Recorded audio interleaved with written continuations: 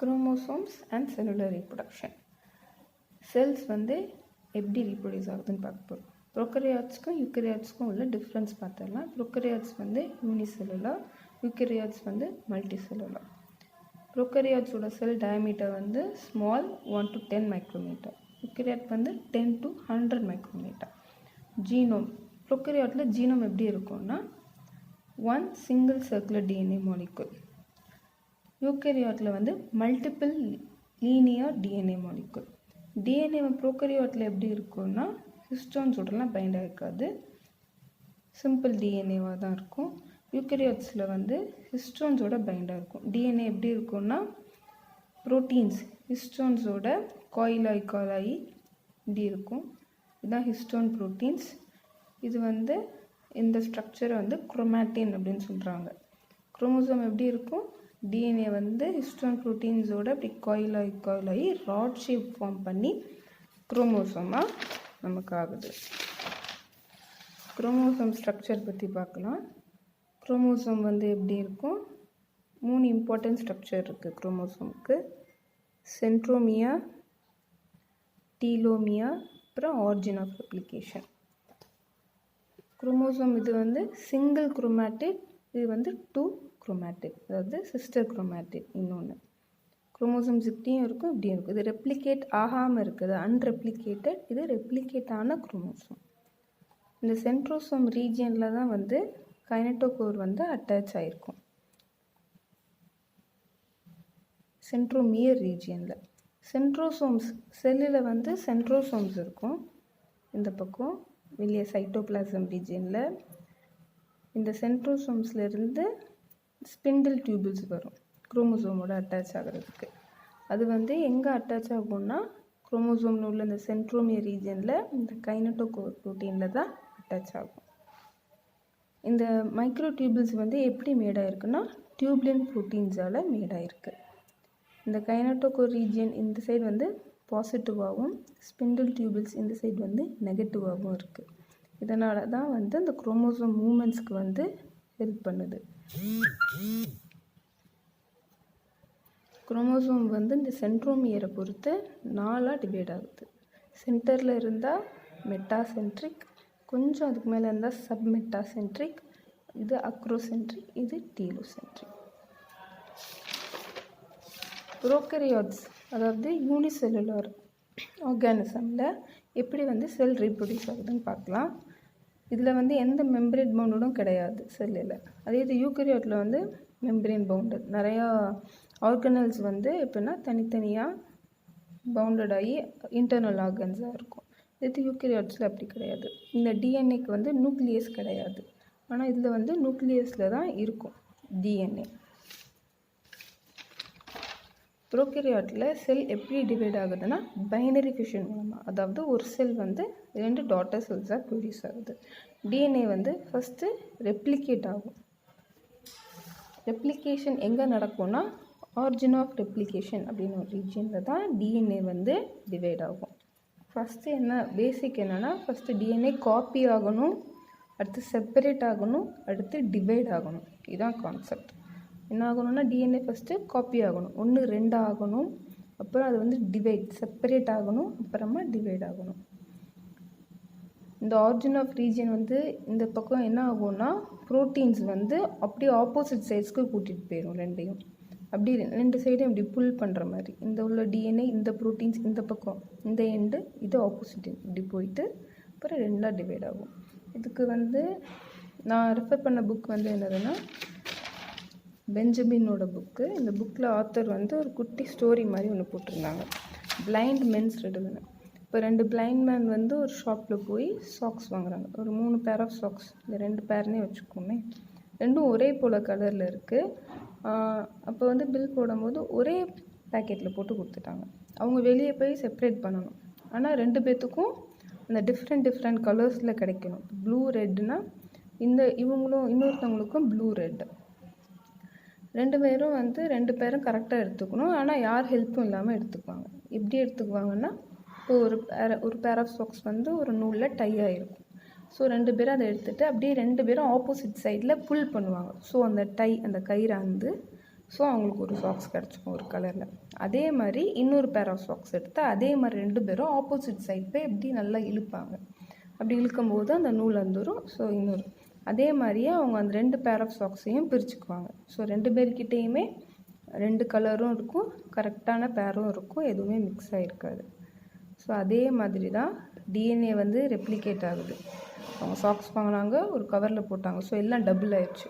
அதே மாதிரி first copy ஆகுது, அப்புறம் ஆப்போசிட் சைட்ஸ் போய் வந்து புல் ஆகி செப்பரேட் ஆகுது, அப்புறம் டிவைட் ஆகுது செல். ஃபஸ்ட்டு ஆரிஜின் ஆஃப் ரெப்ளிகேஷனில் தான் வந்து டிவிஷன் நடக்கும். அப்புறமா ப்ரோட்டீன்ஸ் வந்து ஆப்போசிட் சைட்ஸ்க்கு புல் பண்ணி இந்த மாதிரி செப்பரேட் ஆகி அப்புறமா டிவைட் ஆகிடும். நியூ செல்ஸ் ஃபார்ம் ஆகிடும், செல் வால் ஃபார்ம் ஆகிடும். பாக்டீரியா வந்து எவ்ரி 20 மினிட்ஸ்க்கு ஒருக்க இந்த மாதிரி செல்லை வந்து ரீப்ரொடியூஸ் பண்ணிகிட்ருக்கு. இப்போ யூகரியாட்டில் அதே இது எப்படி நடக்கும்னா மைட்டோசிஸ்ன்னு நடக்கும். மைட்டோசிஸ் நடக்கிறதுக்கு முன்னாடி செல்ஸ் வந்து இன்டர்ஃபேஸில் ஃபஸ்ட்டு இருக்கும். இன்டர்ஃபேஸில் என்ன நடக்கும்னா செல்ஸ் வந்து ஃபஸ்ட்டு க்ரோ ஆகும், நார்மலாக க்ரோ ஆகும். க்ரோ ஆக்கிட்டு அது வந்து என்னென்னா அடுத்து டிஎன்ஏ ரெப்ளிகேட் ஆகிறதுக்காக தேவையான ப்ரோட்டீன்ஸை ஃபஸ்ட்டு ப்ரொடியூஸ் பண்ணும் G1 ஃபேஸில். ஓகேவா? அப்புறம் G1 ஃபேஸ்லேருந்து டிஎன்ஏ ரெப்ளிகேட் ஆகிறதுக்கு தேவையான ப்ரோட்டீன்ஸ் வந்து இருக்கா இல்லையான்னு செக் பண்ணுறதுக்கு தான் இந்த G1 இல்லைனா S செக் பாயிண்ட். அப்படி இல்லைன்னா செல் வந்து என்ன ஆகும்னா G1லேருந்து சம்டைம்ஸ் G0 அந்த ஃபேஸ்க்கு கூட போயிடும். அது என்னென்னா கான்ஸ்டண்ட்டாக இருக்கும் செல் டிவைட் ஆகாமல். ஆனால் அப்படி போகிறது வந்து ரேர் கேஸ் தான். அங்கே வந்து செல் ரீப்ரொடியூஸும் ஆகாது, எதுவுமே ஆகாது, சைஸும் இன்க்ரீஸ் ஆகாது, கான்ஸ்டண்ட்டாக இருக்கும், ஸ்டேபிளாக. அப்புறம் எஸ் ஃபேஸில் என்ன ஆகும்னா டிஎன்ஏ வந்து டூப்ளிகேட் ஆகும். டூப்ளிகேட் ஆனதுக்கப்புறம் என்ன ஆகும்னா செல்லில் வந்து சிங்கிள் குரோமேட்டிடாக இருக்கிற குரோமோசோம் வந்து சிஸ்டர் குரோமேட்டிடோட ஆகிடும். இங்கே இதுதான் நடக்குது. அப்புறமா செல் G2 ஃபேஸ்க்கு போகும். இங்கே முக்கியமான செக் பாயிண்ட் என்னென்னா டிஎன்ஏ வந்து டேமேஜ் ஆகாமல் இருக்கா அப்படின்னு பார்க்குறதுக்கு தான் இந்த G2 செக் பாயிண்ட். அடுத்து வந்து என்னென்னா M ஃபேஸ், அதாவது மைட்டோசிஸ்.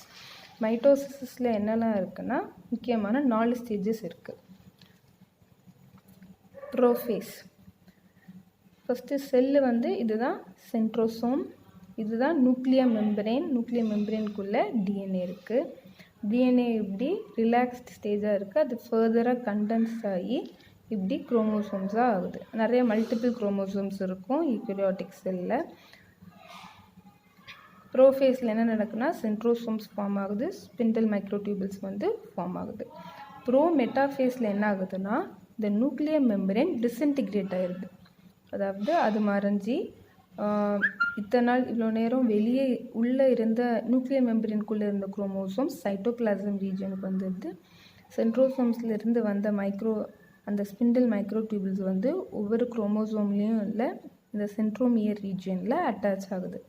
அதாவது இந்த ஆப்போசிட் சைடில் இருக்கிறதும் இந்த ஆப்போசிட் சைடும் ரெண்டும் அந்தந்த சைடில் இருக்கிற சென்ட்ரோமியர் ரீஜனில் போய் அட்டாச் ஆகிடும் ஒவ்வொரு குரோமேட்டிடோடையும். இந்த பக்கம் உள்ள ரைட் சைடு இருக்கிற சென்ட்ரோசோம் வந்து ரைட் சைடு உள்ள குரோமேட்டிடோடையும், லெஃப்ட் சைடு உள்ளது அந்த குரோமேட்டிடோடையும் அட்டாச் ஆகிடும். நெக்ஸ்ட்டு ஸ்டேஜ் வந்து என்னதுன்னா மெட்டாஃபேஸ். மெட்டாஃபேஸில் வந்து என்னதுன்னா சென்டர் ரீஜனில் சிங்கிள் பிளேட்டாக வந்து ஃபார்ம் ஆகிடும். இதுதான் மெட்டாஃபேஸில் நடக்கும். சிங்கிள் பிளேனில் வந்துடும், அதாவது இதுதான் மெட்டாஃபேஸ் பிளேட். சென்ட்ரோசோம்ஸ் வந்து ஆப்போசிட் சைட்ஸில் இருந்தது, இப்போ எல்லாமே வந்து என்னென்னா மிடில் வந்துடுச்சு. இங்கே வந்து ஸ்பிண்டில் அசம்பிளி செக் பாயிண்ட் இருக்கும். அதாவது செக் பாயிண்ட் வந்து என்னதுன்னா எதுக்காகனா எல்லா மைக்ரோடியூபிள்ஸும் இருக்கிற குரோமோசோம்ஸோடையும் அட்டாச் ஆகிடுச்சா, எல்லா மைக்ரோடியூபிள்ஸும் சில இது அட்டாச் ஆகாமல் கூட இருக்கும், ஆனால் அட்டாச் ஆனது 2 சைடு உள்ள குரோமேட்டிட்ஸ்லேயும் அட்டாச் ஆகிட்டா அப்படின்னு பார்க்குறதுக்கு தான் இந்த ஸ்பிண்டில் அசம்பிளி செக் பாயிண்ட். இப்போது இது வந்து ஒரு ரீஜனில் மட்டும் அட்டாச் ஆகிருக்கு, இன்னொரு ரீஜனில் அட்டாச் ஆகலை அப்படின்னா அப்போ புல் பண்ணும்போது என்ன ஆகிடும்னா இன்னொரு செல்லுக்கு குரோமோசோம்ஸ் வந்து அப்நார்மல் ஆகிடும். அப்போ அது வந்து என்னென்னா அப்நார்மல் நம்பர் ஆஃப் குரோமோசோம்ஸ் உள்ள செல்ஸ் க்ரியேட் பண்ணுறதுக்கு வாய்ப்பாயிடும். அதுக்காக தான் இந்த ஸ்பிண்டில் அசம்பிளி செக் பாயிண்ட் இருக்குது.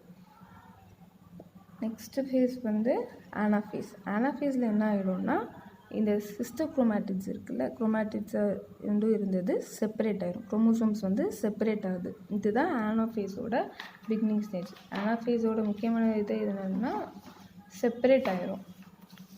குரோமோசோம்ஸ் செப்பரேட் ஆகி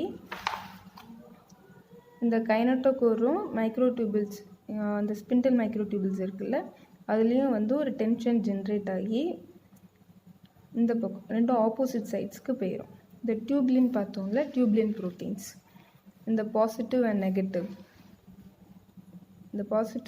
நெகட்டிவ் இதில் இருக்கிற இந்த டியூப்லின் ப்ரோட்டீன்ஸ் வந்து டிஸ்அசெம்பிள் ஆகுறதுனால தான் இந்த குரோமோசோம்ஸ் வந்து மூவ் ஆகுது ஆப்போசிட் சைட்ஸ்க்கு.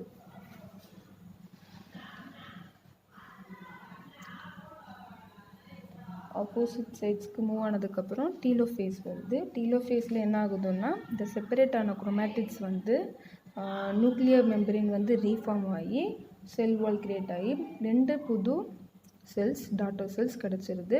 எக்ஸாக்டாக இதில் என்ன குரோமோசோம் வந்ததோ அதே காப்பியோட நமக்கு டாட்டர் செல்ஸ் கிடச்சிருச்சு. தேங்க்யூ.